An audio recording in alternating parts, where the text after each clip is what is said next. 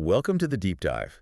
Today we're cutting a path through the glittering yet incredibly precarious world of turn-of-the-century New York society. We're not just looking at a story here. We're using a stack of source materials that detail the life and really the dramatic downfall of Miss Lily Bart from Edith Wharton's masterful novel, The House of Mirth. And we're going to treat it as a strict socioeconomic case study. Exactly. Our mission today is to, move past the ballrooms and the period costumes and focus entirely on the merciless balance sheet that governed high society at the time. A balance sheet, I like that. It's the only way to look at it. We are examining the harsh truth for a young woman whose single primary asset is her staggering beauty. And her only path to financial survival is, well, it's winning this high-stakes, ruthless marriage market. There's no other path. There is no other path. Lily Bart's life is just a chilling look at the economy of appearance, where the margin for error was, and I mean this, zero. And we'll be pulling specific nuggets, facts, descriptions directly from the text, which is our core source material, to understand the almost impossible rules of this game. We need to dissect the exact sources of Lily's financial ruin. Which, as we'll see, were often inseparable from her social necessities. Right. Ultimately, we are calculating the devastating price she pays for being what she herself bitterly calls a poor, miserable, marriageable girl. For you, the listener, this deep dive is a shortcut to understanding that in the Gilded Age, the cost of living was astronomical, but the cost of appearing to live well was quite literally fatal. Let's get into it. Okay, let's unpack this highly specialized commodity immediately. Our first real encounter with Lily Bart, it just sets the tone perfectly. In Grand Central Station. Yes, she's walking through Grand Central, and she is so arresting, so vivid against the dull tints of the crowd, that she manages to arrest even the suburban traveler. And Lawrence Selden, who's the man providing our perspective, he sees her and has this immediate, almost clinical thought. It's not romantic at all. Not at all. He has a confused sense that she must have cost a great deal to make. That phrase right there, cost a great deal to make. That is the operating principle of the entire novel, isn't it? She isn't just beautiful, she's a meticulously manufactured, high-cost commodity, and she was designed to yield the maximum social return. And Selden, our observer, he immediately faces this philosophical dilemma that really establishes the central conflict to the whole text. It does. Is Lily's spectacular form evidence of vulgar clay that circumstance, money, education, high society had just applied a fine glaze of beauty and fastidiousness to? Or was she inherently fine material, but the external world, this predatory society she's trapped in, had distorted and confined it into a feudal shape? And that's a huge distinction to make, right? Because if she's vulgar clay, then her eventual ruin feels like a moral failing on her part. But if she's fine material that's been distorted, her ruin is a societal indictment. It's an attack on the system itself. And when you look at the catalog of physical perfection that the sources detail, you see exactly why she was so highly valued. Everything about her is at once vigorous and exquisite, at once strong and fine. Selden takes a luxury of pleasure in just her mere presence. It's almost an aesthetic experience for him. And the narrator is, almost forensic in detailing the specific features that add up to her market value. Oh, absolutely.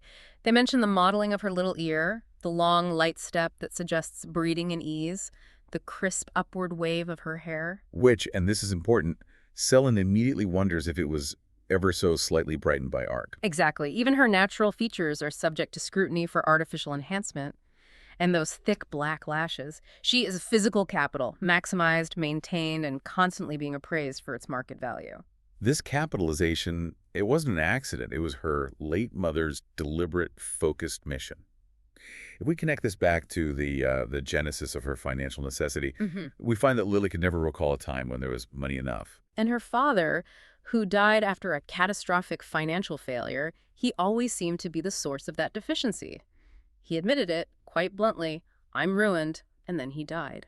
Leaving Lily, this high-cost asset, completely unbudgeted. And before this collapse, her mother, Mrs. Bart, was famous for her ability to create unlimited effect on limited means.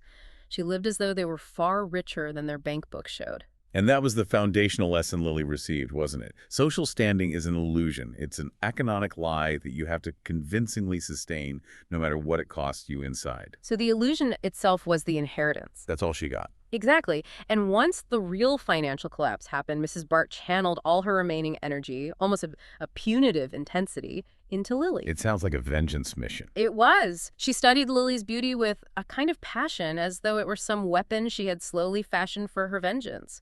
Beauty became literally the last asset. And the mother instilled this philosophy that sheer beauty was only the raw material of conquest.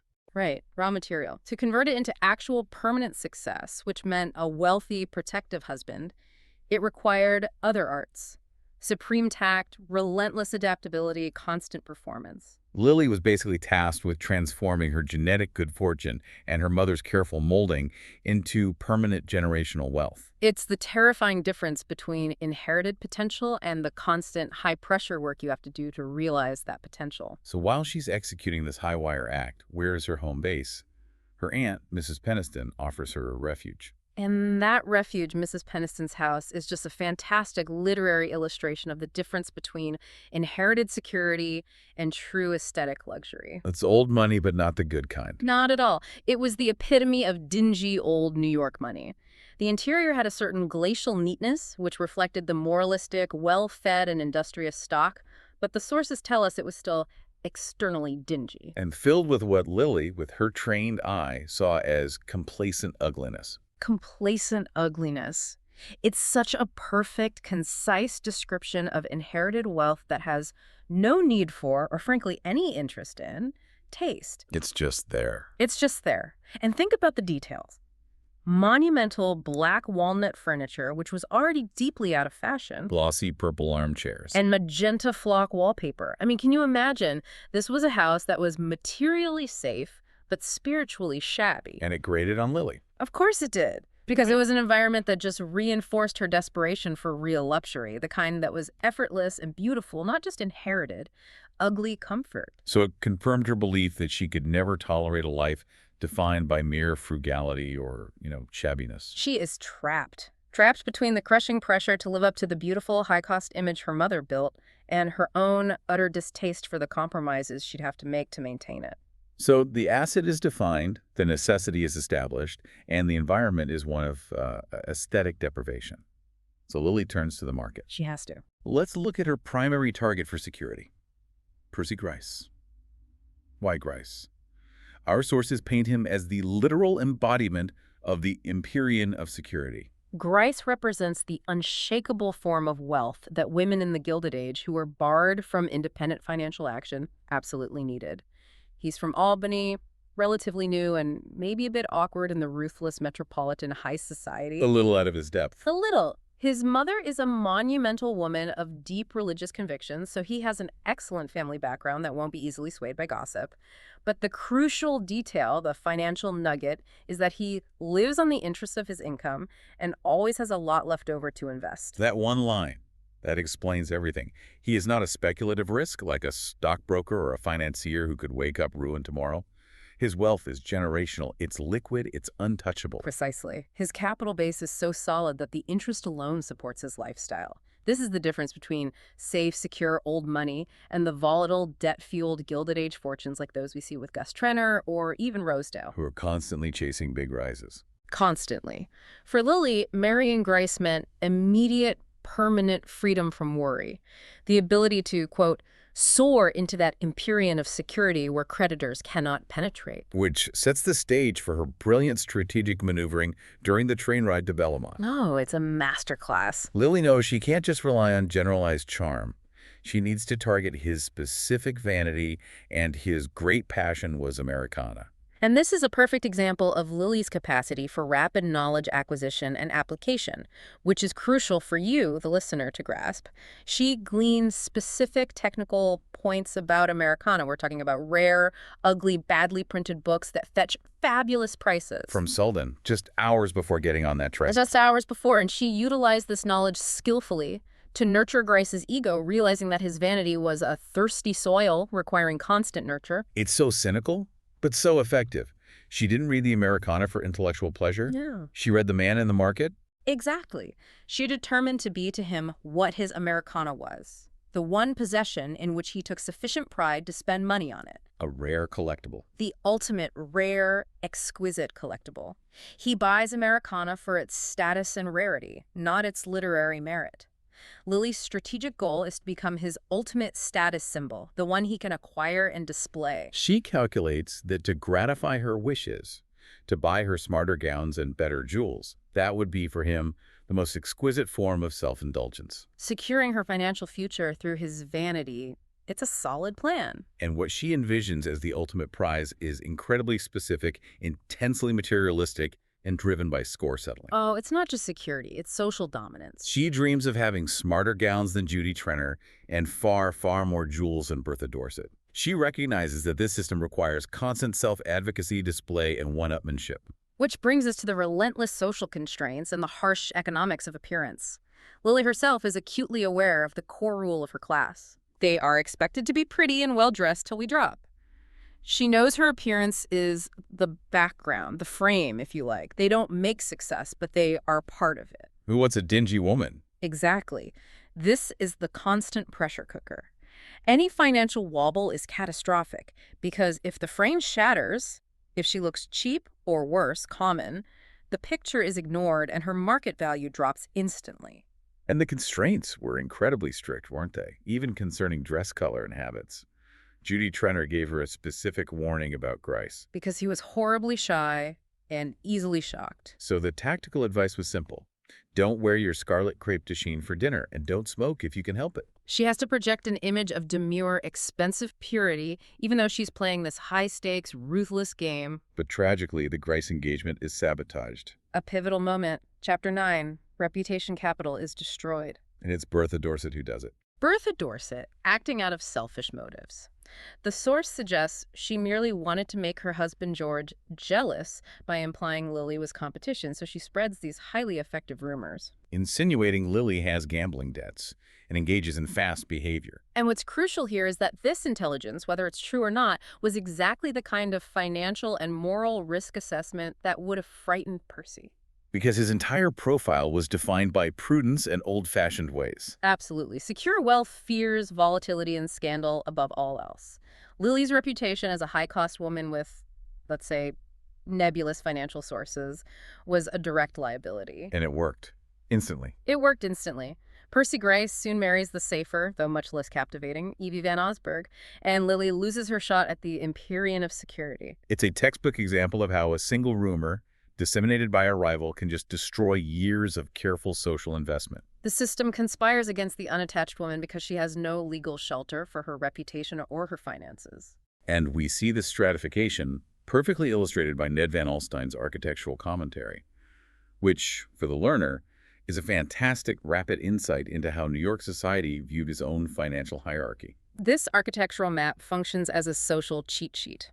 Van Alstyne is our guide, and he explains that the style of a house instantly broadcasts the stage and quality of the owner's wealth. There are three houses that define this evolution of status. First, the Griner house, which Van Alstyne dismisses instantly. He calls it a typical rung in the social ladder. Which sounds innocent, but the description is just devastating. It is. The Griner house is described as a complete architectural meal, built by a man who came from a milieu where all dishes are put on the table at once. It's too much. It lacks all restraint. Its purpose is purely showy, meant specifically to awe the Western sightseer. This is the first, least refined stage of new money wealth without taste or subtlety. And it's telling that Simon Rosedale, the ultimate new money climber who has yet to achieve true social acceptance, buys this house. He buys the architectural meal. Okay, so what's the next stage? The Bry's house, built by Welly Bry, which later hosts the spectacular tableau vivant. That's the next stage, because the Brys have learned some subtlety. They've been to Europe. They have a standard. Van Alstyne notes that their facade, with its rich restraint of line, is cleverly seen as suggesting the clever corseting of a redundant figure. The clever corseting. That is Wharton at her absolute best. It means the wealth is still excessive and needs to be physically constrained to pass for elegance. They're trying too hard to achieve restraint. And the architect cleverly used the composite order, the order that combines the Ionic and the Corinthian. It's an order of blending and trying to have it all. Suggesting the brides are still straining for elegance, blending sophistication with sheer opulence. They haven't achieved that effortless grace of the true establishment, And then finally, you have the ultimate status symbol, the Trenor house. which uses the Corinthian order.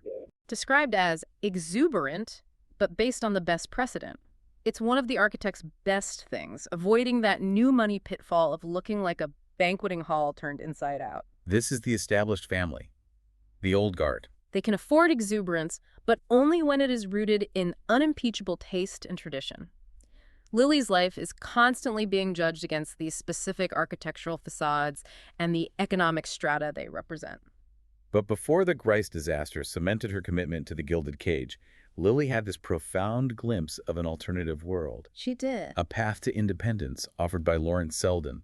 He introduced her to a concept entirely different from the economics of appearance, the Republic of the Spirit. And Selden's philosophy is the philosophical antithesis of the high-cost commodity life.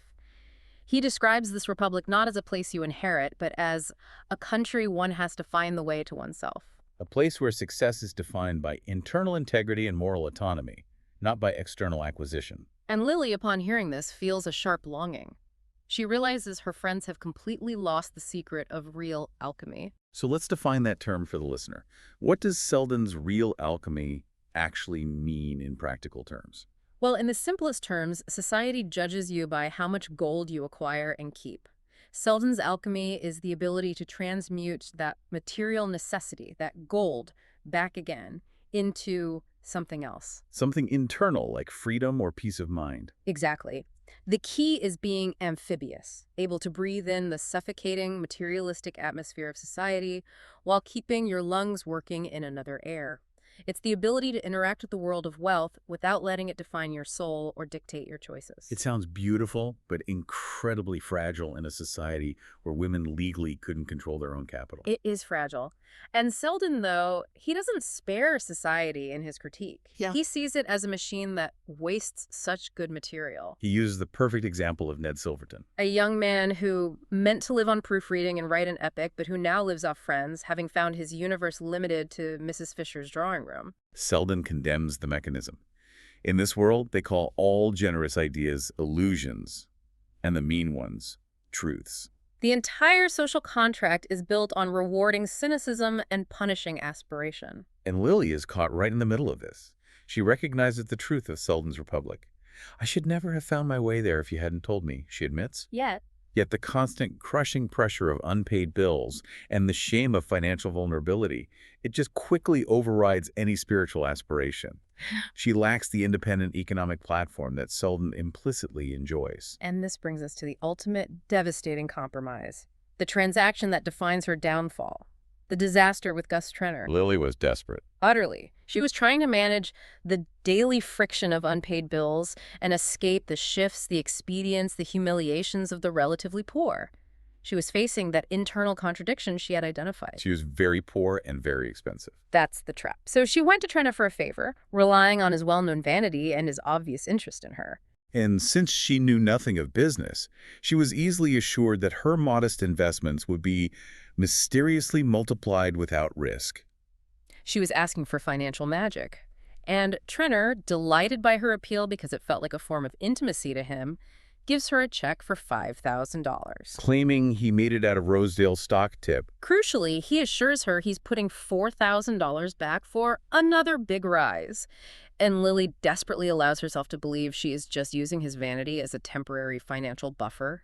Obscuring the thought of the personal claim at which his manner hinted. This reliance on a man's vanity is her biggest and most dangerous financial speculation. But Trenor, the coarse, dull man, did not see it as a financial favor to a friend, did he? Not for a second. He saw it as a straightforward financial contract demanding a social and perhaps personal return, which leads to that terrifying confrontation at his empty house. Judy, his wife, is conspicuously absent at Bellamont, a detail Lily didn't realize until it was way too late. And Trenor explicitly links the financial transaction to personal demands, using that chilling, predatory analogy. Hang it, the man who pays for the dinner is generally allowed to have a seat at table. He asked for fair play and interest on one's money. This is the catastrophic moment where Lily realizes the full moral cost of her expedient actions.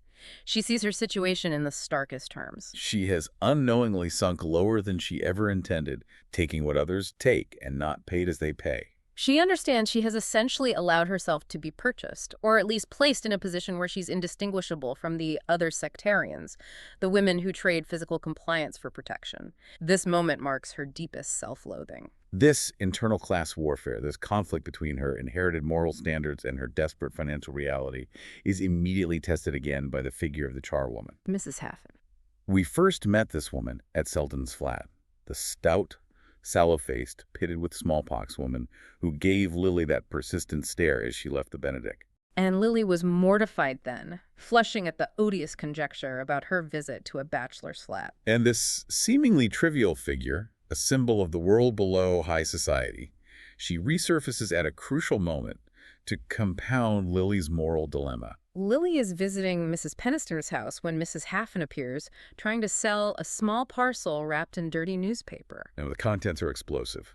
Patched up letters from Bertha Dorset to Selden, which she found while cleaning at the Benedict. The woman isn't seeking vengeance. She needs the money desperately for rent or for her husband to be rehired. Lily immediately understands the incredible social and financial power of these letters.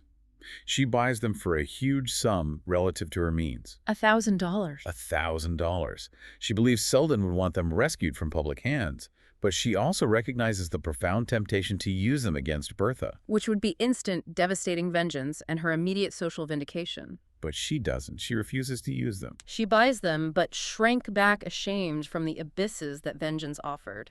She chooses to prioritize her internal moral cleanliness over external social survival. And that's the ultimate tragic irony and a vital takeaway for you, the listener.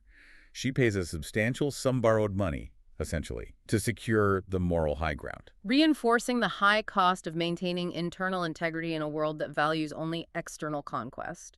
Her refusal to use that social weapon is her one fleeting victory over themselves, but it ensures her continued financial exposure. And Selden, the man who champions the Republic of the Spirit, remains completely oblivious to the sacrifices she's making to align herself with his ideals. Completely. So despite the mounting financial debt and moral crises, Lily Bart remains, for a brief, spectacular moment, a triumph of the social system that is simultaneously destroying her. We see this climax in the triumph of the tableau vivants at the Welly Bryce's house. This is the Bryce great social climb. But it was Lily's moment of artistic transcendence. It was a triumph of pure, unadulterated form. To maximize her impact, Lily deliberately chose to pose as Reynolds' Mrs. Lloyd, purposely selecting a picture without distracting accessories of dress or surroundings. Forcing the audience to focus only on her unassisted beauty. Her goal was to transcend the triviality of her social role and just become pure art. And for a moment, the world stopped for her. The effect was visceral. The unanimous "oh" of the spectators was an undeniable tribute to the flesh and blood loveliness of Lily Bart. Selden sees the real Lily Bart, divested of the trivialities of her little world, momentarily catching a note of that eternal harmony he so rarely finds in society. It's a moment of profound clarity for Selden. He realizes the whole tragedy of her life because he sees the potential, the fine material, that her circumstances had tragically confined and corrupted. Her beauty for that 1/2 hour seemed to justify the immense cost of her existence. But the triumph is, characteristically, instantly fleeting. As she stands in the flush of renewed power, financial reality immediately intrudes. Trenor finds her in the back of the box during the interlude, and he's angry. He complains that he has reaped no return beyond that of gazing at her in public. Her beauty is a public asset he paid for, and he is demanding private dividends. The illusion of transcendence, of pure art, is shattered instantly by the debt she holds. The environment rapidly becomes toxic after that. Now shunned due to the Trenor rumors, Lily accepts the Dorset's invitation for a Mediterranean cruise aboard the Sabrina. She sees this as an almost miraculous release from crushing difficulties, hoping that just by crossing the Atlantic, her obligations will dwindle out of sight. She was relying on distance to restore her reputation. But Bertha Dorset was already plotting her destruction. Tragically so. The scandal explodes in Monte Carlo. The new money mogul, Mr. Rosedale, warns Lily about the story circulating via the society notes from the Riviera. That Lily and George Dorset came back alone after midnight after missing Bertha at the station. This is the moment Bertha executes her master plan. It's an act of inconceivable audacity on Bertha's part. She reverses the facts with brazen speed. She uses Lily as a scapegoat, implying Lily caused the scandal. Effectively turning Lily's desperate attempt at vacation into a weapon against her. Lily realizes, in agonizing clarity, her role in the tacit compact she had entered. She was merely there to distract Dorset's attention from his wife. A part she now sees in all the ugliness of failure. She is socially decimated and abandoned by her entire circle. Her reputation asset is now worthless. Her social capital is completely devalued, which ironically makes her vulnerable to Mr. Rosedale's extremely practical business proposal. Rosedale, who has since become immensely successful and bought the showy Griner house, remember, re-enters her life. He wants a wife who can achieve the run of the best houses, and he approaches her with total candor, applying pure business sense to his private affairs. This is the moment we get the full, brutal, unvarnished truth of her market value, presented like a ledger entry. Rosedale states, "Last year I was wild to marry you, and you wouldn't look at me. This year, well, you appear to be willing. Now what has changed in the interval? Your situation, that's all." It's devastating. He explicitly admits that marrying her now would queer myself for good and all, socially, but he still desires her as a superfine human merchandise that he might acquire at a steep discount. He offers her a way out using her single remaining weapon, the Bertha Dorset letters. He reveals he knows she bought them. Since he owns the Benedict, he has his sources, and he urges her to use them to get square with that woman. He frames it as a logical business deal. Society is too lazy and selfish to bother fighting, so fighting Bertha is the path to winning. Exactly. Rosedale argues that once she matched Bertha in material resources, her superior social and intellectual gifts would make it easy for her to dominate her adversary and secure her position. But Lily refuses the lifeline. She chooses her moral rarity, preferring her own self-contempt to engaging in that kind of ugly, cynical vengeance. It is a reaffirmation of the very integrity Selden valued. But it is one that Rosedale, the pragmatist, finds ironically even more attractive in her as a unique quality that cannot be purchased or matched. She rejects the path to salvation through character assassination. So having refused Rosedale's expedient path, the high road of vengeance, and facing imminent debt, Lily desperately seeks a legitimate path to convert her social capital into actual income. She takes a position as a social secretary to Mrs. Norma Hatch, A woman unacquainted with the world of the fashionable New York hotel. and this transition plunges her into a world that is visually opulent but morally and socially debased. The sources describe Mrs. Hatch's domain as one of torrid splendor. Overheated, overupholstered, filled with floating wan beings who lack definite pursuits or permanent relations. Mrs. Hatch's life itself is marked by oriental indolence and disorder. Lily's job is literally to stand behind the social tapestry on the side where the threads were knotted and the loose ends hung. She is the fixer, paid to regulate a germinating social life. But the association is short-lived. She loses the job, fearing entanglement after a hint from Mr. Stancy about Mrs. Hatch's less conventional affairs, possibly involving illicit drug use or high society scandals. And then she attempts a final, desperate shift. Honest millinery work at Madame Regina's, hoping to bridge the gap until her legacy is paid. And this is the moment where the full catastrophe of her specialized upbringing is laid bare. Her high-cost training rendered her utterly incompetent for basic, honest labor. After 2 months, she is still being rebuked for her inability to sew spangles on a hat frame. The forewoman, Miss Haynes, observes her sewing is inexcusably bad. This failure is a crucial insight into Wharton's critique of the Gilded Age system. Lily had always valued herself as a person of energy and resource, capable of handling any situation. But she is confronted with the shattering fact that her only resource was her beauty and social intelligence. She possesses absolutely no practical skills to earn a legitimate wage. The very training that made her a high-cost commodity also made her useless outside the exchange market. As this economic pressure mounts, compounded by exhaustion, anxiety, and the complete collapse of her future prospects, Lily turns to the relief offered by chemical oblivion.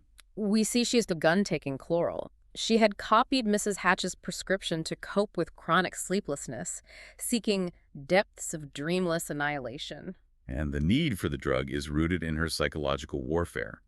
The source explains that when she does sleep naturally, Selden comes to her sometimes in the old guise of fellowship and tenderness. Embodying the pure life she failed to achieve. She wakes up feeling mocked and emptied of her courage, needing the drug to stop those painful comparisons between her ideal self and her reality. And it's important for the learner to understand chloral hydrate was a common, powerful sedative used by wealthy women in the period to manage nervousness, but it was highly addictive and toxic in excess. She is warned, isn't she, explicitly by the chemist against increasing the dose. He calls it a queer-acting drug. He does. The chemist's caution is direct. A drop or two more, and off you go. The doctors don't know why. It's potent foreshadowing. But her growing exhaustion drives her. Her need for the drug is compounded by her longing to prolong, to perpetuate the momentary exaltation of her spirit after her final, restrained, and meaningful conversation with Selden. She wants to protect that last pure moment from the sordid reality she faces, and oblivion seems like the only way. And in this state of profound weariness and mental clarity, a final, essential event occurs that clarifies her moral debt. She visits Nettie Strother, a former girls' club victim who found stability not in wealth, but in marriage and motherhood. Nettie has found a genuine, modest happiness. And Nettie talks about her husband's faith, saying, "The man's faith as well as the woman's courage. It is so easy for a woman to become what the man she loves believes her to be." This simple, genuine interaction provides Lily with the moral perspective she needs. She returns to her room and is immediately confronted with the solution to her greatest shame. She discovers her $10,000 legacy from Mrs. Peniston has been paid early. This money, which earlier would have represented the depths of penury compared to the fortune she desired, now represents a final chance for self-respect. She understands instantly that her internal integrity, the foundation of Selden's republic, depends entirely on erasing the Trenor debt. She sees the obligation as intolerable. And she realizes, sadly, that Selden's love, while pure, was inextricably wound up with inherited habits of thought and feeling. Meaning, his love demanded a purity that her life, run on credit and expediency, had repeatedly failed to maintain. So in a final, lucid, and devastating action, she uses the full amount of the legacy, $10,000, to write a check to Charles Augustus Trenor, erasing that terrifying moral debt. Confirming that the money was, in fact, never hers. It is the price of her spiritual freedom, paid with her last tangible financial asset. This is the ultimate tragic insight. Her act of financial morality is the trigger for her death. That decision sets the stage for the final scene. Selden, called by Gertie Farish, arrives at her dreary boarding house the next morning and is led to her room. She lies motionless. The doctor, Gertie explains, determined the cause, an overdose of chloral by mistake. They ensure no question is raised publicly about the cause, preserving the last shred of her reputation. Selden is given time alone to look through her things. He finds all her bills receipted in her desk. He opens the checkbook. And finds the $10,000 legacy entered, but the balance has dwindled to a few dollars. The remaining thousands are comprehended in one single large check, dated the previous day, made out to Charles Augustus Trenor. And this is Selden's moment of profound realization. The long-feared insinuations about Lily taking money from Trenor were true, but what the contents of the little desk reveal is that the obligation was so intolerable to her, So antithetical to the fine material he believed her to be, that she had used her entire final inheritance to cleanse herself of it. He understands then that the cost of her life was paid in full, and her final cleansing act was paying the debt. He realizes that this fleeting victory over themselves, the integrity she chose over survival, was the love that kept them from atrophy and extinction. She paid the social price for moral freedom, removing her last financial support in a society that offered no honest means of recovery. So, we have followed Lily Bart through a society that judged her worth purely by her ability to secure generational wealth, and where a single financial misstep or a well-placed social rumor could be fatal, regardless of her fundamental quality or her inherent integrity. What stands out here, and what we want you to carry forward, is the relentless pressure of that world. The sources show that even the attempt to secure one's moral footing by repaying that $10,000 debt to Trenor becomes tragically intertwined with the exact mechanism of her final downfall. By using her last funds for moral redemption, she removed the only thing keeping her afloat in a world that offered no other path. She was trapped between the standards of luxury she was taught to cherish and the moral compromises required to sustain them. So what does this all mean for the learner in today's environment of information and intense social display? How do we distinguish between the fine material, Lily's innate quality, and the futile shape that circumstance fashioned her into? Lily Bart's story is a stark reminder of the immense and often incompatible difference between external success and internal integrity. This raises an important question for you to mull over. When external value, whether it's beauty, money, perceived social influence, or even digital reputation, is treated as the sole measure of success, how much real substance, how much internal value must be sacrificed in the process to merely maintain the illusion? A powerful question. And perhaps more chillingly, what is the price of trying to buy back your integrity once you realize the extent of the debt? Think about that.